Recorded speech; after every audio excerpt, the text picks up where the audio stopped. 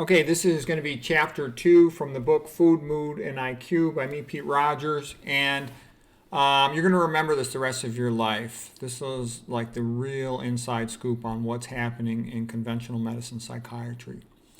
Okay, so the title of chapter 2 is Who is the Crazy One? I grabbed my father's shirt and I tipped his chair over backwards. My left hand held him down, and my right hand took the plastic pill bottle and pushed it into his mouth. And I said, if you ever try to make me take another pill, I will shove it down your throat. Do you understand me?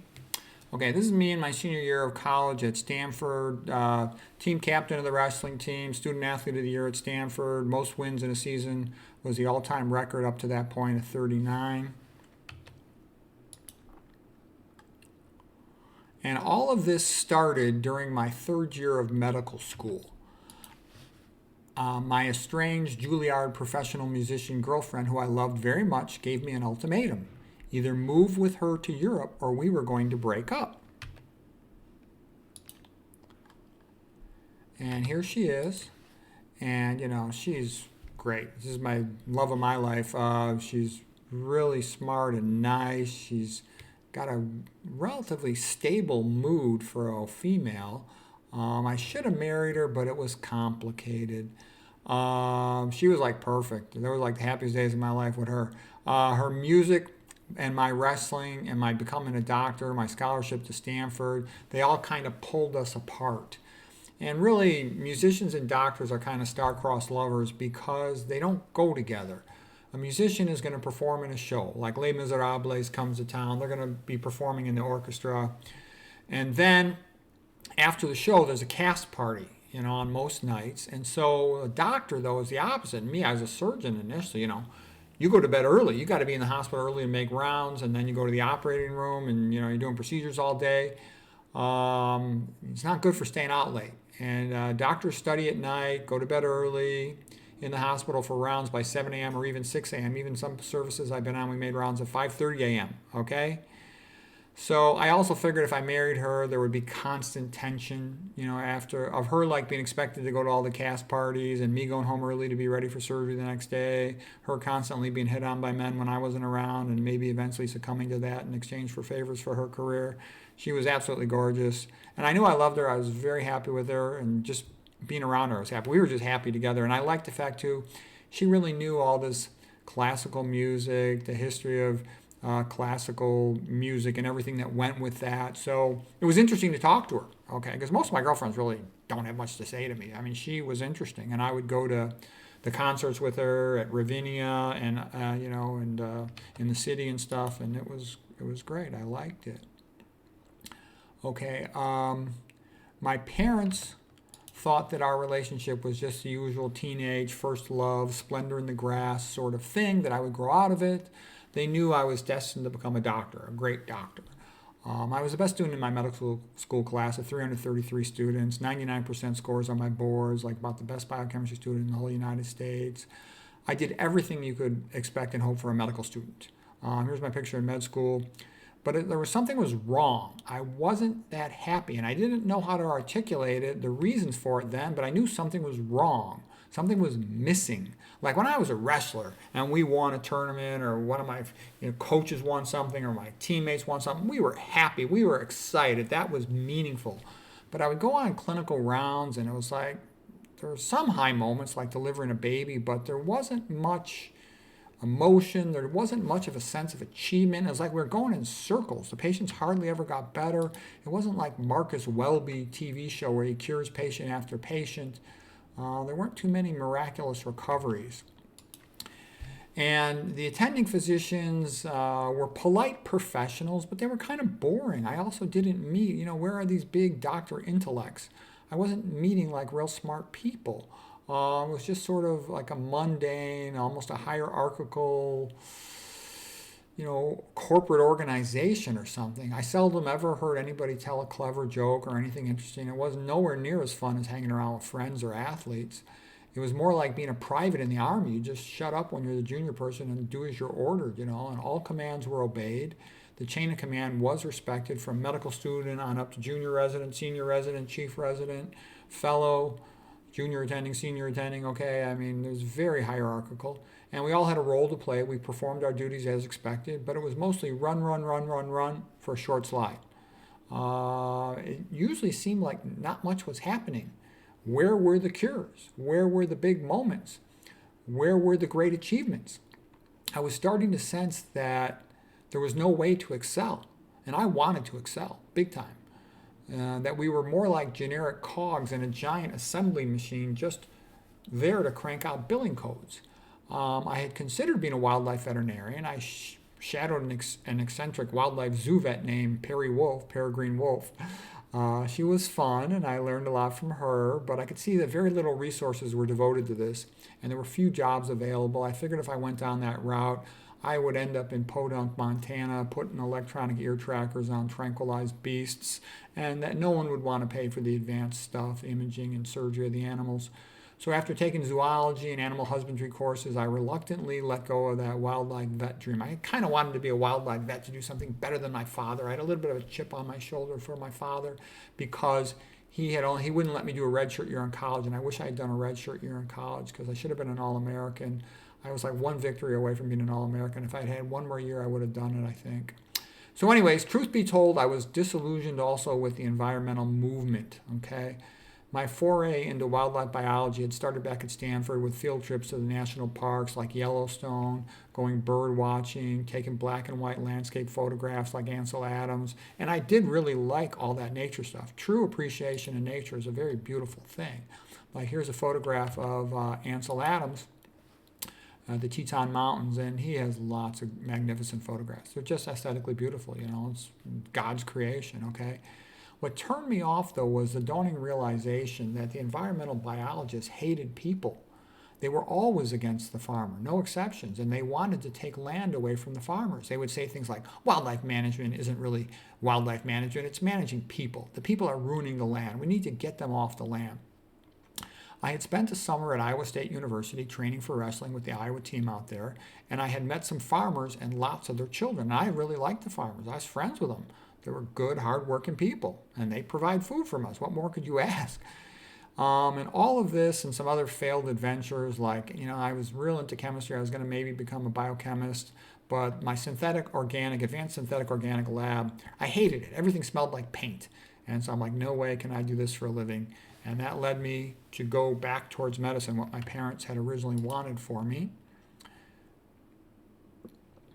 Okay, but still I'm sad. That's also the name of a song for the group Rainbow. I was giving up the woman who I loved in exchange for being a boring doctor, is what it seemed like, a boring job. I'm like, why do I give up the thing I really love and want for something that I don't think I really wanted? But I seemed like pulled by a magnet down that path, and I couldn't change course. I was a young guy, and medicine was turning out to be much more monotonous than I had expected. My dad was a double-boarded psychiatrist, chief of 2 departments, psychiatry and substance abuse, detoxification. He made lots of money. Back in those days, doctors made tons of money. My dad probably made what would be the equivalent of $1 million a year back in his time. He had been valedictorian of his high school. In college, he won an Irish-English boxing championship, like a national championship. And I really loved and admired my father, and I was basically following in his footsteps to be a student athlete. He was a boxer, but too much head trauma in that, so I was a wrestler. And I was a student athlete here at Stanford and all that. Okay, and my coaches at Stanford were awesome. I learned a ton from those guys. They were really good to me. This was one of my coaches here, Mark Schultz, world and Olympic champion, 3-time NCAA champion. And I learned more from the Schultz brothers. Him and his brother were both world and Olympic champions, than I did from any of my professors over there. And that was great. Meeting the Schultz brothers was one of the best things about my time at Stanford. My mother would always say very nice things about my father. She would always build up my father. She would say, your father is so smart. Your father works so hard. Be quiet at night. We always had to be quiet because my father would go to bed early, like 10 o'clock. And she'd say, your father's sleeping. He has to be at work early in the morning. And so anyways, my dad was like the king of the family. And my mom was the queen. And we were a very happy family. My parents were married for life. And I had a wonderful childhood. I was the best student out of all the kids, and it was expected by everybody that I would become a doctor like my dad.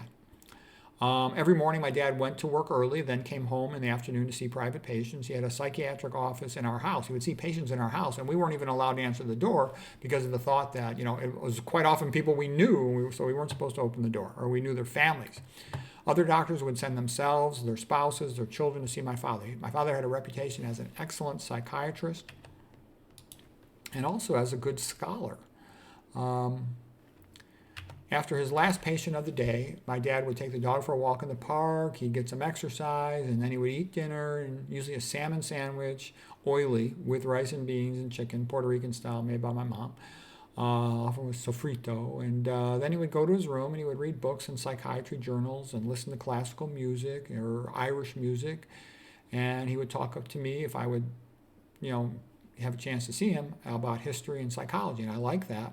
Once every 2 or 3 months or so, my dad would go with me to the bookstore, and he would buy like 10 books. I would buy about 5 books, and I really treasured these trips. It was a chance to see my dad. I often didn't see him because he's working all the time, and also I was, going to school, playing sports.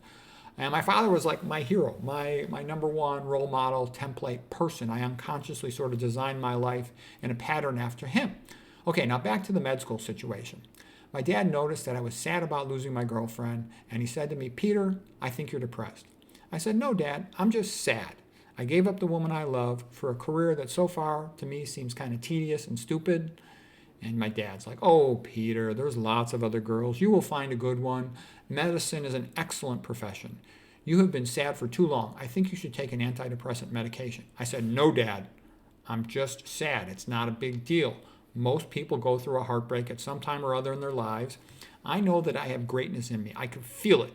And it's just been harder than I thought, to figure out what I want to do in medicine, what path I want to take, what I want to specialize in. I just can't see a clear path, and I'm trying to figure that out." And I said, "Until I figure that out, I'm going to be sad because I can't direct all my energy to my purpose if I haven't figured out what it is." And my dad's like, "Peter, you've been sad for too long. I have a lot of experience with this sort of thing. I think you are depressed. I think you need to take an antidepressant." Okay, I'm going to get my picture sliding over. Here we go. There we go. My background there. My Irish castle there.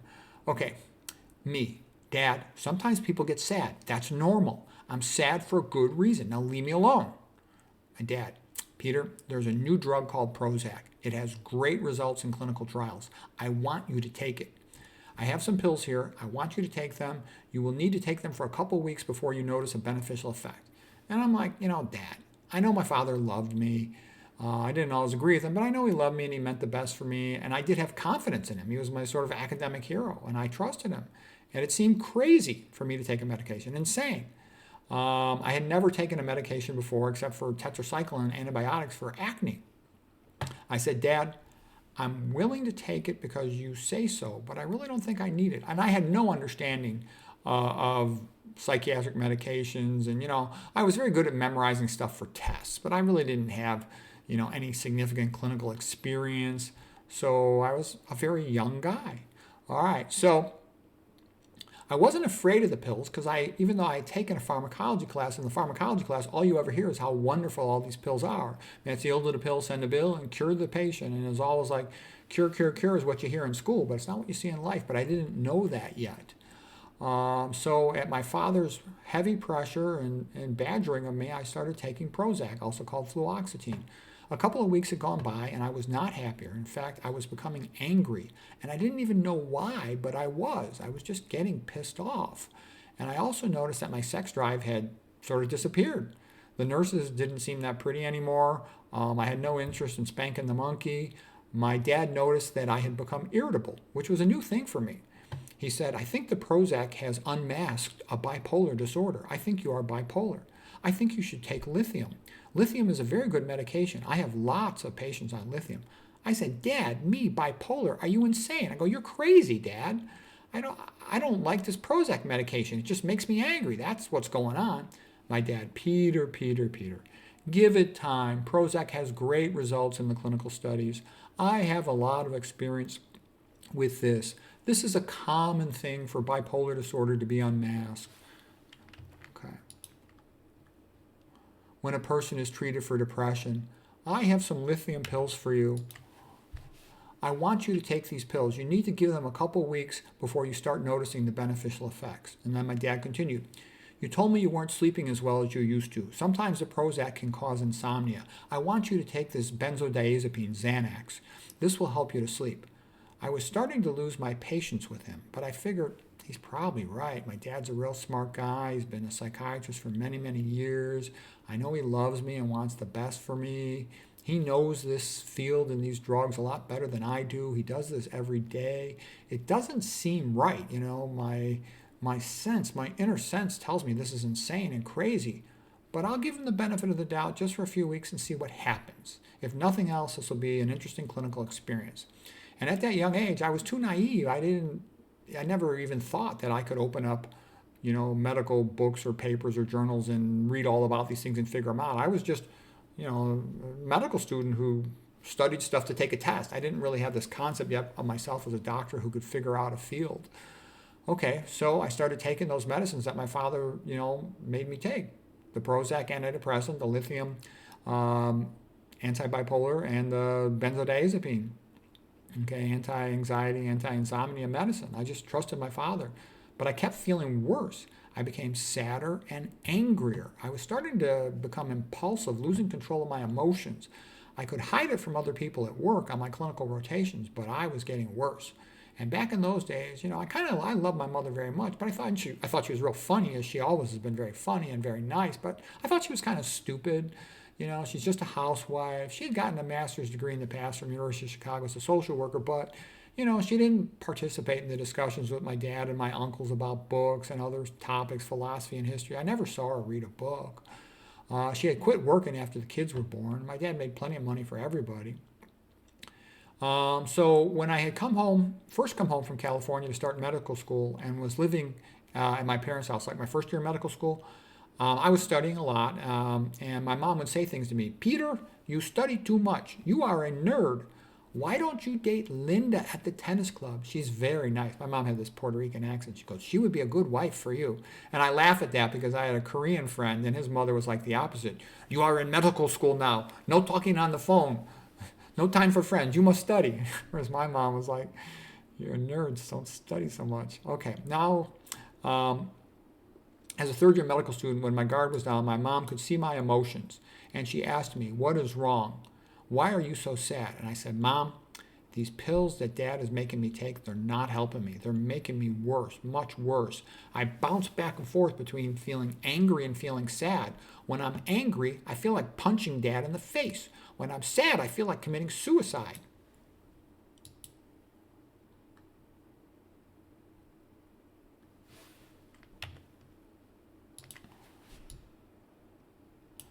My mother said, Peter, don't talk that way. Don't you do that. If you die, I don't want to live. If you think you're going to commit suicide, I want you to kill me first. If you are dead, I don't want to live. I mean it. Kill me first. And I'm like, Mom, I'm sorry. I never felt this way until I started taking these pills. I was just sad then. Now I feel like I'm going crazy. I want to stop taking these pills. Mom, let me talk to your father and see what he says. Your father loves you and wants the best for you. I said, okay. So the next day, Mom said, she spoke to my dad. She said, your father says you need to stay on the pills a couple more weeks before the benefits will become noticeable. And I'm like, you know what? I've been on these pills enough weeks. Okay. I said, let me think about it. And that weekend, I confronted my father. I said to my dad, look, I've had it with these pills. I am not taking them anymore. My father said, that would be a mistake. You need to stay on them a couple more weeks, and then you will start feeling better. Maybe I should put you on a second antidepressant. Maybe I should also put you on a tricyclic antidepressant to go with the SSRI, the Prozac, selective serotonin reuptake inhibitor. I read a journal article that sometimes there's a synergistic benefit to having the patient on multiple antidepressants.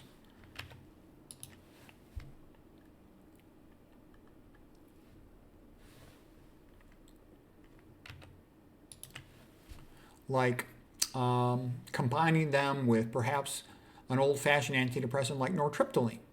And me, I said, Dad, you don't understand what's going on. I'm beginning to think that you don't know what you are talking about. I'm beginning to think your psychiatric drugs are effing bullshit. Dad, why do you say that? Me, because I hate these drugs. They're making me feel like I'm losing control of my thoughts and my emotions. They're making me worse. They're making me angry. They're not helping me at all. There's nothing positive from this experience. Dad, well, what do you mean? I said, Dad, do you really want to know how these drugs make me feel? My father, yes. I said, they make me feel like I want to kill you. My dad, Peter. And I said, you know what, Dad? You can take your effing drugs and shove them up your ass. You don't know what you're talking about. Everything you've told me about these drugs has not come true. Nothing good happens. I only feel worse and worse. And my dad, you feel bad because you're depressed. It's because you're bipolar. Me, fuck you.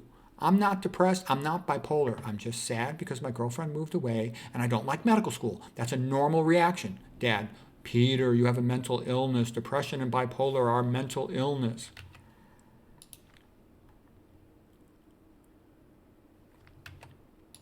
Me, fuck you. Stanford is the best student athlete college in the world, and I was student athlete of the year at Stanford. That means I'm one of the best student athletes in the whole world. I'm the best medical school student. I'm the best student in my medical school class of 333 students. If I have mental illness, then everyone has mental illness. If mental illness makes me this smart and strong and good, then everyone should have it. You know, my wrestling teams, I coached 2 wrestling teams in high school, and they both had the best seasons ever in their entire history, okay? And my dad's like, oh, Peter, you're being grandiose. That's a sign of bipolar. Me, fuck you, and fuck your phony diagnosis. You are a fraud. You don't know what you are talking about. Anytime I say anything good about myself, you say I'm bipolar. And anytime I say I'm sad, you say I'm depressed with a mental illness. You make it impossible for me to be myself, to just be normal. You go around spouting off all your bullshit, and it's not even true. You are the one with mental illness. I'm just trying to live my life. You're chasing me around trying to poison me. You're fucked in the head. You believe every stupid fucking thing that comes out of these Ivy League schools, and you chase me around trying to poison me. You're fucking sick. I am never going to take these drugs again. Then my dad, Peter, you can't stop taking these medications all of a sudden. You could have a severe withdrawal effects. Just give the pills a few more weeks. Me, fuck you. And I grabbed my father by his collar. He was sitting in a chair, and I tipped the chair back over. I held him down my left hand. I took my right hand, and I put the pill jar in his mouth, and I said, if you ever try to make me take another pill, I'm going to shove it down your throat. Do you understand me? Okay. I was a pretty strong guy. I'm a lot stronger than my father. Okay, so anyways, here's a paper, by the way. Here, let me scroll to it a little bit better here. Here's a paper about Prozac showing that Prozac, also called fluoxetine, is so toxic. It has fluorides in it that help it cross the blood-brain barrier and are also neurotoxic. And as Peter Bregan said, all psychiatric drugs cause a lobotomy, either slowly or quickly. And it's so toxic, Prozac, that this paper recommends it be used for cancer chemotherapy. And here's the title of the paper. The antidepressant fluoxetine induces necrosis, cell death, by energy depletion and mitochondrial calcium overload. It destroys mitochondria, okay? It reduces ATP, energy production. It's toxic, okay? It's a poison. You know, the clinical studies, they're all bogus. They just generate fake results so they can sell the drug, okay? The drug companies make billions of dollars off the stuff, but the patients get sicker. It's a terrible thing. Nobody should take this drug, in my opinion.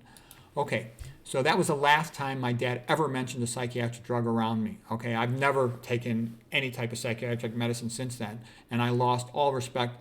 I loved my father, but I completely lost respect for him intellectually. The other thing I found was after I had been around Stanford, where things are so academically competitive, on any topic that I read a book on, I could just beat the shit out of him intellectually. Well, there was no comparison. I quit all the pills cold turkey. I did not have any withdrawal side effects. I never again in my entire life took any psychiatric pill of any kind. I never had any recurrence of so-called depression or bipolar. It was all bullshit from my dad. I went on to graduate first in my medical school class. Like I said, my first 2 years, I coached 2 teams to their best seasons ever in their history. I also, my last 2 years, I wrote 2 books while I was in medical school. Medical Student's Guide to Top Board Scores was written by me. Here it is. The dean of the medical school, Dr. William Wallace, he loved the book. He wrote the foreword for this book. It was published by Little Brown. And he said to me, I'm very proud of you, Peter. You're a great person. You're going to become a great doctor. The world would be a better place if there were more people like you. The dean loved me. I mean, he like adopted me as a son, okay? he did get a little pissed off at me that I went to Northwestern for residency instead of Harvard. But I went to Northwestern instead of Harvard because Harvard told me they would take me. They said, just sign the paper, we'll take you. Okay, but the reason why I stayed local was because my mother had cancer and I wanted to help her. I love my mother very much. Anyways, my feeling at this point was my father was such a conformist lightweight that he believed all the nonsense that comes out of the big name medical centers and the Ivy Leagues, and he almost killed me. It was like, get the F away from me, following me around trying to poison me, okay? And that's kind of what psychiatry does to people. Luckily, my mom had common sense, you know. There's a picture of me at my med school graduation. There's my father, there's my mother. I went on to complete a surgical internship, and the chief of surgery repeatedly asked me to forget about doing a radiology, interventional radiology, imaging guided surgery residency, and to become a general surgeon trained in his program. The chief resident met with me. The program director pressured me to quit what they thought was stupid and become a general surgeon. In my radiology residency, I also had 99% boards. A 4.5 hour test I was done in an hour and 10 minutes with a perfect score. I had a new girlfriend, not like the old one, but still quite good. Then I did a fellowship at Harvard in imaging guided surgery and interventional radiology, and I made new editions of my earlier books, published those with Little Brown, and also one with Appleton and Lang. My dad, who loved me, who was supposed to be the best psychiatrist around, chief of 2 departments, was a phony and a fraud. I now knew that. And also I saw a lot of phonies and frauds through the course of my medical training, and I no longer respected people based on their titles. I respected them on what they could prove they knew, none of these titles, because most of the titles are fake. And I was kind of shocked by all this. I didn't understand it then, but I knew my dad was completely wrong. I knew that he had no idea what he was talking about, that he was insane, that he was hurting a lot of people with this psychiatry bullshit. And that taught me how dangerous medicines could be. Because before then, all I ever heard is that medicines are the greatest thing in the world in all my med school pharmacology classes and whatnot. And I like the hype and bust cycle of Jeff Nelson.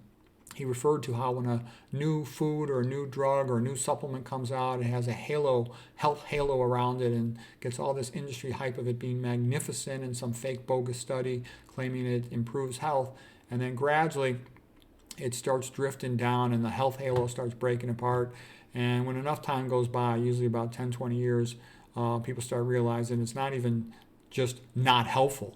Initially they realize it's of no benefit. They start realizing it's harmful. Okay, and that's what I had gone through. Okay, so that was the experience, how I learned how dangerous drugs can be, and that psychiatry is a joke and they're just poisoning people, and everything I've read since that time supports that. So my own father would do that to me, and luckily I had a mother who supported me, and I had enough medical knowledge, academic knowledge, that I could fight my father off. But the average person, a lot of them have no way to stand up to a psychiatrist poisoning them, and it ruins their entire life.